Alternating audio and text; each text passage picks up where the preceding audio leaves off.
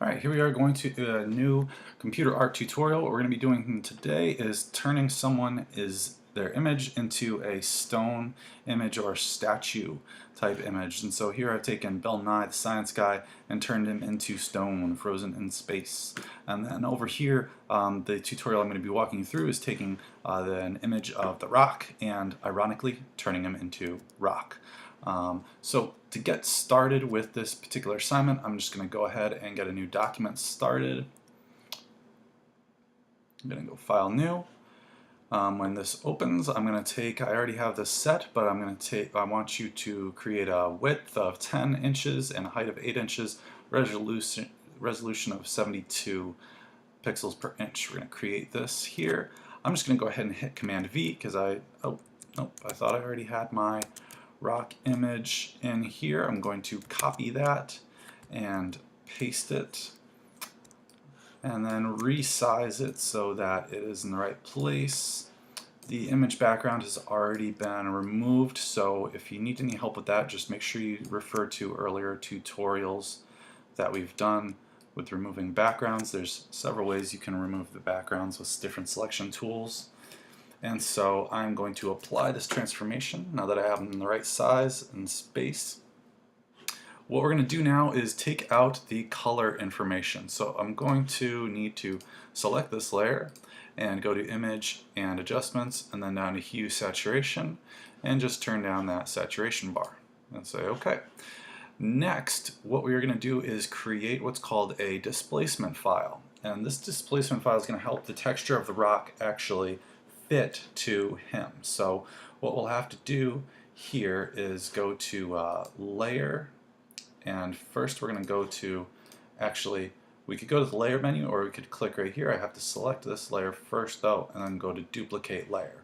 Now once we're in this menu, the Duplicate Layer menu, we're going to select New from the document over here and we're going to call this Displacement. I'm going to call it displacement 1 because I already have another file called displacement. So what you'll notice that does is that opened up a new tab here, right? So this is my original, and now I have displacement 1, this file that it just automatically popped me into. All right, I'm going ahead and just close out of this, and it's going to ask me if I want to save, and I'm going to say yes, I want to save. Where I recommend you save this is on your desktop, where you have probably few files, so it'll be easier to find, and we'll say OK. Alright, and then that closes out, and we'll need that in a little bit. What we're going to do now is paste in some rock texture, and so I'm going to go back to Google Chrome here, and I already have started a search for just stone textures. Find one you like I have here. I'm going to right click, copy that image, go over to Photoshop, hit Command V to paste that in.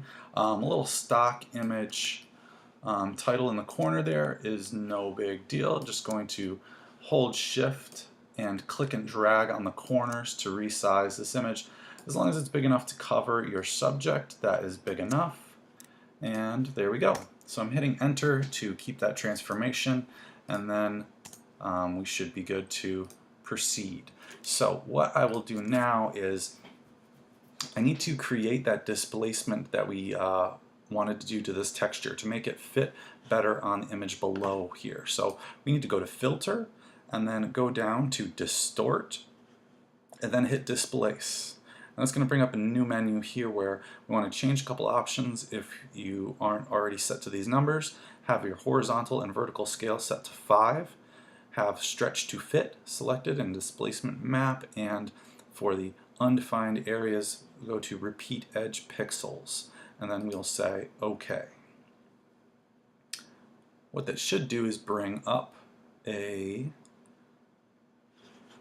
window here where I can go to my desktop and find Displacement 1 PSD and then say Open. And now a very subtle shift happened there, but you won't see it much, but what it does is it will help this texture actually conform or form to the rock down below here. So what I need us to do next is to hold down the Command key or the Command or Control key actually Command key is right, and click on the thumbnail of your subject, whoever it happens to be. That will give us a selection area of the outline of that subject. With this layer, your texture layer selected, we're going to hit the mask button. And then what that will do is crop that texture to just the area where we need it. So the next things that we'll do is we're going to change this layer style here. So we're going to click on the actual thumbnail of the texture here and then go ahead and change your layer style to multiply. And what we'll see here is that that starts to blend that rock texture into the photograph below that we have down below here. And so we're going to make a couple more adjustments in order to make this look good. A little dark up in here, so we're going to change what's called the levels a little bit. So we're going to go to Image, Adjustments, and then Levels right here. And we can change the contrast just a little bit of this image. So I'm going to pull this down to maybe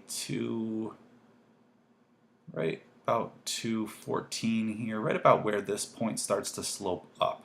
And then say, okay, I'm actually going to do the same thing to our photo layer here. So again, I'm going to go to Image, Adjustments, and Levels. You can hit Command L to bring up this menu as well. And again, I'm just going to turn this down until it gets to right about where this level here starts to float up. And that's just changing the highlight levels so that they get a little bit better.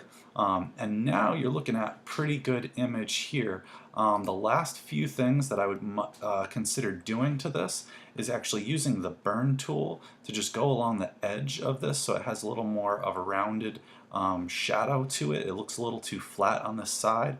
So where we get the burn tool is in with the dodge and sponge tool. Looks like a hand kind of in a circle here. We're going to select the burn tool and select the layer actually with the texture, I believe is probably the better way to go. And I'm just going to click and drag along the side here. Make sure your exposure is turned up to 100 and you're on midtones for this.